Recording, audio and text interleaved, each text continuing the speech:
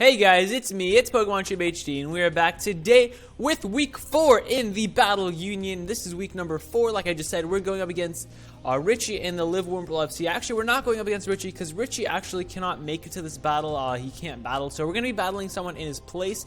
We're going to be battling Ethan or Erasmus. You may know about him, or you may have heard of him. I know who he is. He's a great battler. He's in the PPL too, so he knows what he's doing, so it's going to be really, really tough.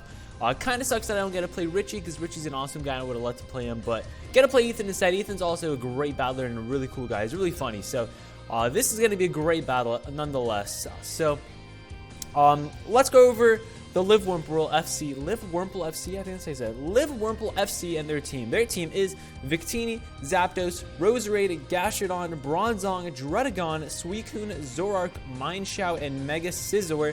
On the bench, which they cannot use this week, is Tornadus, Slurpuff, and Tentacool. So they can't use those last 3, but the first 10, I'll have it on screen right now, their team. But those first 10, they're all pretty darn threatening. There's a lot of threats. If you guys don't know, I hate Zoroark. Zoroark is like, well, like I love Zoroark, but like I hate versing it because it always gets me. Every single time. You can even ask Dan. Dan knows way too much about this. It always gets me. No matter what happens, like low kick on Zoroark, just for Snorlax, I don't know, low kick Latios, who knows? But Zoroark is a really, really big annoyance to me. Every single time I played it, it's always done something really, really good against me, so that's kind of annoying. He has Victini and Zapdos, which are two huge threats against our team. And Zapdos, with these 4 coverage moves, U-Turn, T-Bolt, Heat Wave, and HP Ice, can hit basically our entire team really, really hard, especially if he's like max special attack or something. It can do a lot of damage. Victini is super threatening. I don't even need to say anything, but it's super threatening. It can be special or physical. Both are really, really scary. Against our team, I feel like a special variant is more threatening because Quagsire walls him unless he runs Energy Ball, and I don't think he'd run physical with Energy Ball. So I have a feeling he's going to bring a special variant. Special variant also gets Glaciate for D-Knight, but yeah. So I feel he's going to bring a special variant, but that's just my little pre-game prediction. So looking at his team, Roserade, Gastrodon, that's a terrific combo. Roserade being weak to fire, Gastrodon resists it, and Gastrodon's 4 times weak to grass, but Roserade 4 times resists that. It's really good synergy right there. I really do like that synergy. And with Victini, the 3 of them actually make a pretty darn strong fire, water, grass core. So that's something we definitely need to watch out for. It's not as good as the Quagsire in the water core, but Gastrodon's still pretty darn good. We all know Quagsire is better though. It's pretty obvious. So Victini, more about Victini. The thing I noticed about his team is Mega Sableye actually puts in a lot of work. He doesn't have a fairy type on his team. At least in his first 10. He has Slurpuff on the bench, but in his first 10, he doesn't have a fairy type. So he has no way to hit Sableye super effectively. And a Mega Sableye can put in a ton of work. Weaknesses against his team, Rocks actually do really, really good. The 2 biggest threats to our team is going to be the Victini and the Zapdos. And they're both weak to Rocks. So it could go really, really well for us. He also has a Mega Scizor. I have a Pokemon made specifically for that Mega Scizor though, which we'll go over later. So Mega Scizor isn't going to be too much of a problem unless we lose that Pokemon. Then Mega Scizor could potentially be a bit of an issue. Mineshout and Zoroark. I talked about Zoroark already. Mineshout, it's either going to be Scarfed or Banded or Life Orb. It's really the only sets that I can see against my team at least.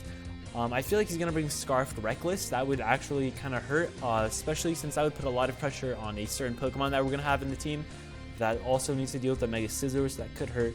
Druddigon's pretty interesting. It has Dragons. He has a lot of great coverage moves. It gets Sheer Force, Mold Breaker, both of which are really, really good against their team. If he wants, he can go Mold Breaker Rocks and get up Rocks regardless of Mega Sableye's Magic Bounce.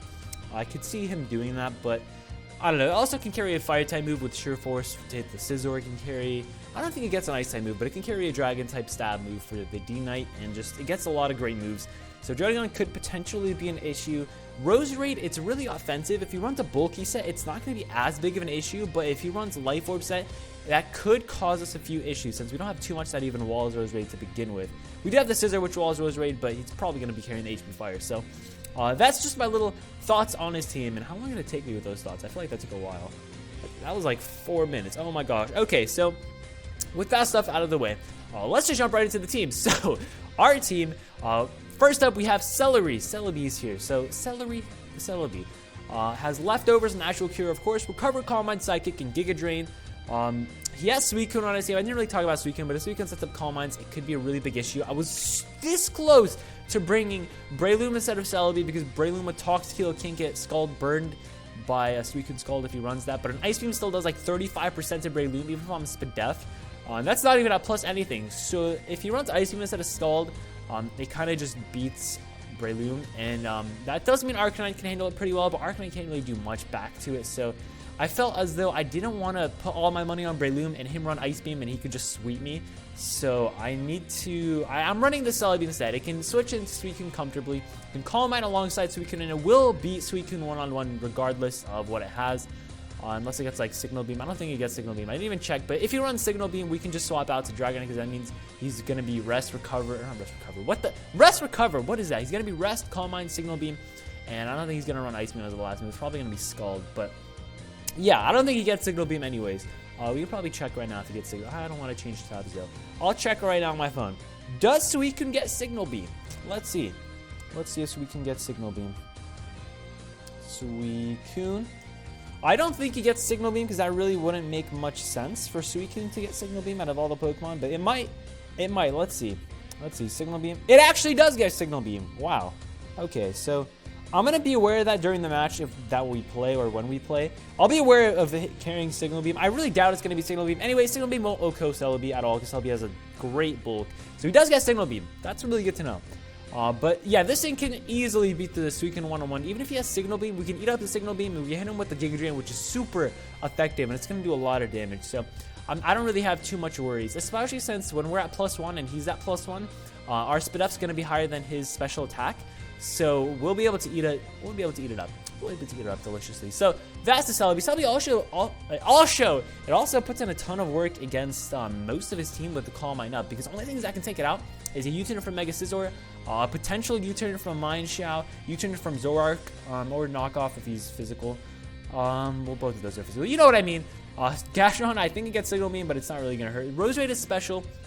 So after Calm Mind, Sludge Bomb won't be doing too much. Zapdos U-turn and Victini U-turn or V-Create. So really, Victini and Mega Scizor are the things that are going to hurt this. I could run HP Fire, but I just felt as though Mega Scizor is walled by the next Pokemon that we're about to go over, so I don't really need that. And this Celebi also beats his Roserade Gastron core, which is really, really good, except against the Celebi. Celebi's like one of the few Pokemon that actually beats it. On our team, we actually have a few Pokemon that could beat the Roserade and Gastron core because of the coverage moves, but Celebi is a really, really good one because both of its stab are super effective against them too. Anyways, that's Celebi. I talked way too much about that. Arcanine.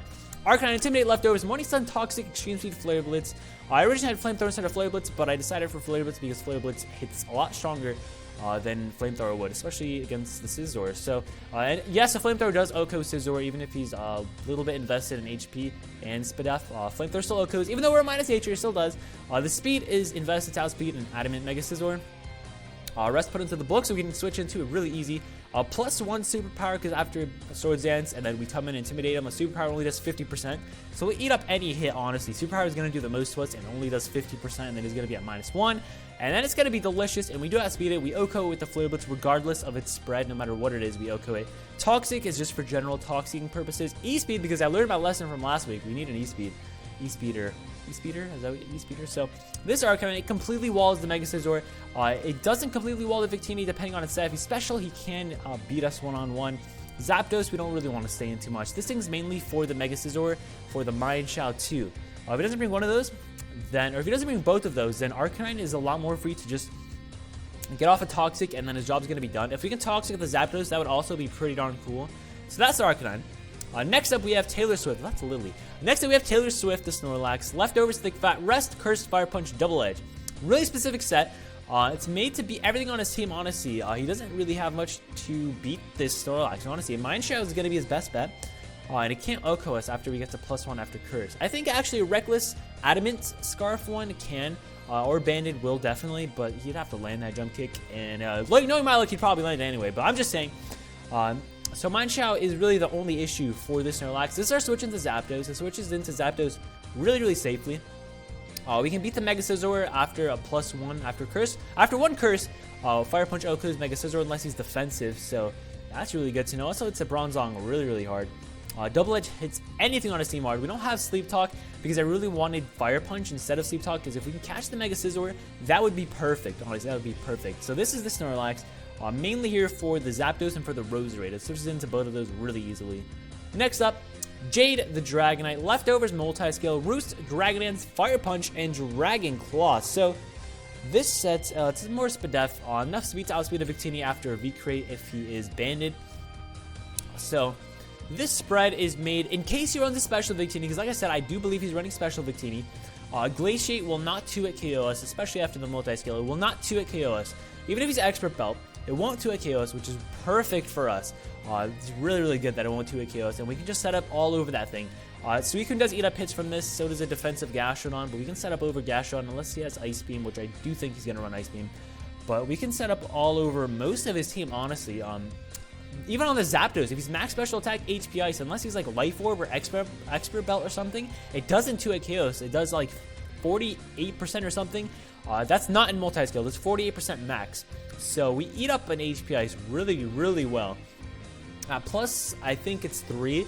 We sweep his team. So Suicune takes 2 hits, of course, but we sweep his team at +3.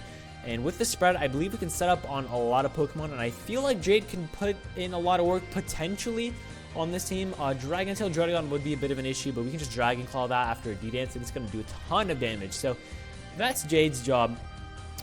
Jade's mostly my switch into the Victini, which sounds kind of weird to say that, but Jade switches into the Victini pretty darn nicely. Even if he predicts that, goes for a Glaciate, it's not going to 2-hit KOs. And honestly, Jade eats up Glaciates. Eats it up. So unless he gets a crit or something, but please, no crit. No crit. All right. So that's Jade. Next up, first week here, Mega Sableye. With regular Sableye, and then a Mega Evolves with Prankster, Recover, Taunt, Knockoff, and Sucker Punch. It's an offensive Mega Sableye. I remember seeing Dan use this against Shady in the GBA Season 4. He Sucker Punched an Azelf, and I thought that was great. Speaking of Azelf, it's right there. So I thought that was a great idea. So this thing beats the Victini one-on-one. Sucker Punch does, I believe, 70% to the Victini, which is crazy good damage, and Victini cannot OHKO unless he's banded and goes for a V-Crate. But if he's banded and goes for a V-Crate, we can just go out to Dragonite, set up a D-Dance, and it's going to be all good. But we hit him with a Sucker Punch, it's going to do 70%. We hit him with another Sucker Punch, it's going to do a lot of damage. We do have I did have Fire Punch, but I removed that from Taunt because a Mold Breaker Druddigon, and I just don't want the thing to get up rocks first turn. I can Taunt it because I will have Prankster, I can Taunt it, and he won't be able to get up rocks at least until the next time it comes in. So that at least pushes the rocks back, you know, pushes the rocks back. And Knockoff is really great utility against his team, honestly. If we had Fire Punch, this thing would hit everything on his team really, really good. But I decided for Taunt instead because, like I said, the Druddigon is a bit of an issue. With 252 attack and a positive nature, a Knockoff actually does so much damage to everything on his team. Like I said, it's really, this Sableye does really, really good against his team. So we'll see. Hopefully this can do its work. It does also wall the Mineshaw, and it makes Mineshaw think twice, or it makes Ethan think twice before he presses high jump kick with the Mineshaw. So that's the Mega Sableye. Next up, Azelf.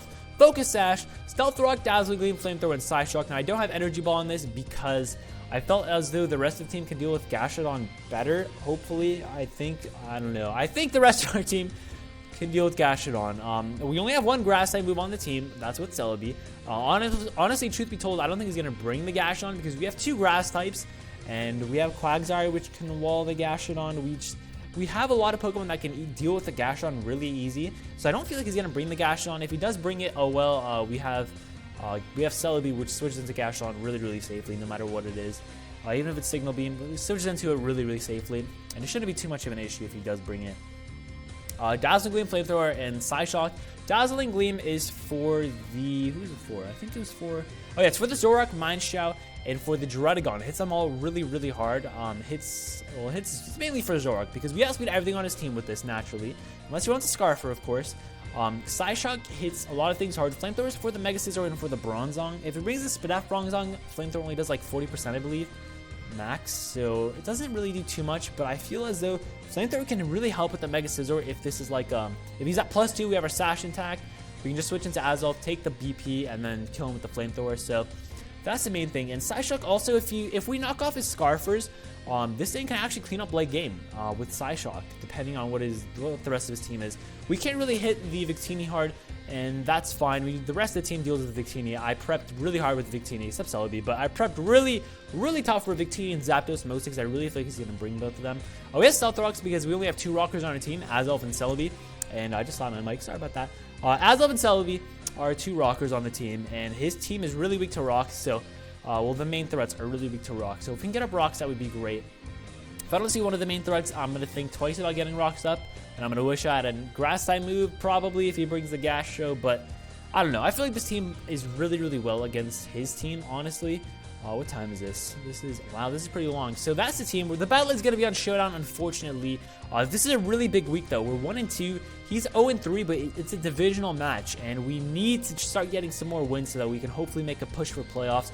This is going to be the last week before we have a 2-week break for the mid-season event. If you guys want to know more about that, you can just follow the TBU or follow the Battle Union. Now the TBU, follow the Battle Union over on Twitter, and also subscribe to the YouTube channel, which is in the links down below, all that good stuff. So that's going to be it. I hope you guys did enjoy this. If you enjoyed it, you know what to do. Leave a like, read not below, after video 11. And if you haven't already, be sure to subscribe. See you in that next video. The battle is going to go up tomorrow. I cannot wait. It's going to be a lot of fun, and yeah. I think that's going to be it. Let me know your thoughts on the team in the comment section down below. Let me know what I could have done better in the building, what I could have done worse in the building. Don't let me know what I could have done worse. But let me know what I could have done better in the building. That would be great. And yeah, hopefully it all goes well. Let's have no hacks this week, please. And that would be great. That's going to be it. Like I said, that was going to be up tomorrow. Let's go Dallas Staravias. And that is it. Have yourselves a great day. Until next time, have a nice shit.